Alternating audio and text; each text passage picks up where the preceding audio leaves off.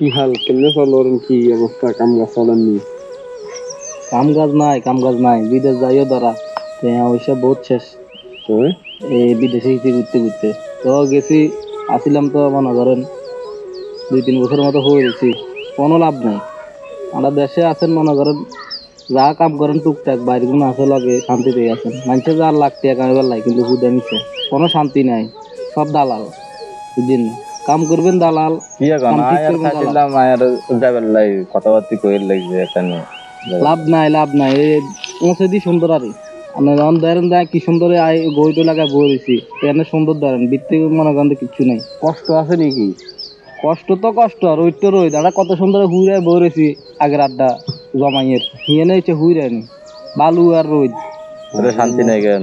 কোনো শান্তি নাই, তাহলে বহুত কষ্ট। বহুত কষ্ট। আচ্ছা থাকবে বিদেশের কথাটা কই কষ্ট ভাইয়ের না, বহুত কষ্ট করছি।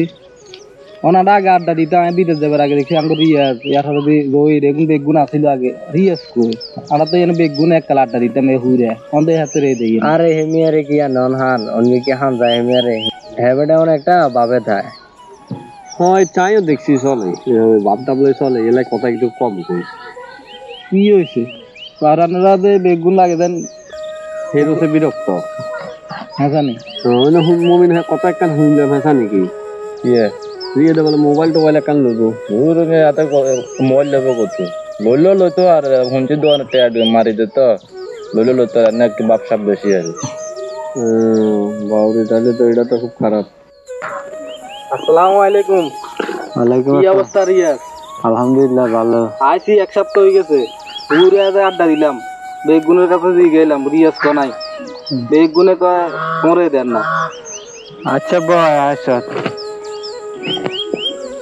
আল্লাহ তো কি অবস্থা, দেখা করতে যায় না। আলহামদুলিল্লাহ মোটামুটি ভালো আছি। কাম কাজ করন লাগে, অনাগের মতো সময় আসেনি, বেকার সময়, সংসার আছে, বাপ অসুস্থ আজকে অনেকদিন ধরে, এবার হাসপাতাল দুই হাসপাতালে বাইগে আর আগের মতো বেকার সময় আসেনি, হুইরা যায় আড্ডা দিমু। আচ্ছা এখন বাপ অসুস্থ, সংসার নিজের কান্দেরও আছে, কাম কাজ করন লাগে, বাপের ওষুধের খরচ, সংসারের খরচ, এই যে সবকিছু মিলে আগের মতো সুখে নাই। তোদের অবস্থা তোর লগে দেয়া না হলে তাই জানতাম না। আড়াই দিনে ঘুরে আড্ডা দিছিলাম তোর নামে, সেগুনে বেগুনে লোক বইতে আড্ডা দিছি, বেগুনে কইতে আসলে তুই আগের মতো নাই, বাপ সাপলে চল গরিমা দেয়াস, তোর লগে দেয়া না হইলে তো আমার রাঙে বুঝতাম তো তুই এনে চলাই কর, তুই দেয়া তো কষ্টে আসত, তুই কনে নাই বুঝি সেগুলো তো তোর আরো উল্টা ফাল্টা মনে কর বুঝে। আল্লাহ একদিন দিন হিরেবো, আল্লাহ ভরসা।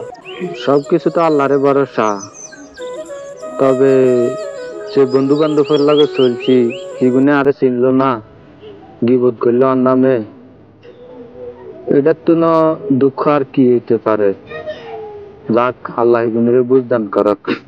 বাইর দিকে না যাবি চল, আয় বাইর দিকে তো দেখতাম। আমরা অনেক সময় বন্ধুদের আড্ডায় মজা করে পরের দোষ খুঁজি, কিন্তু ভুলে যাই পরনিন্দা শুধু গীবত নয়, আত্মার প্রশান্তিও নষ্ট করে দেয়।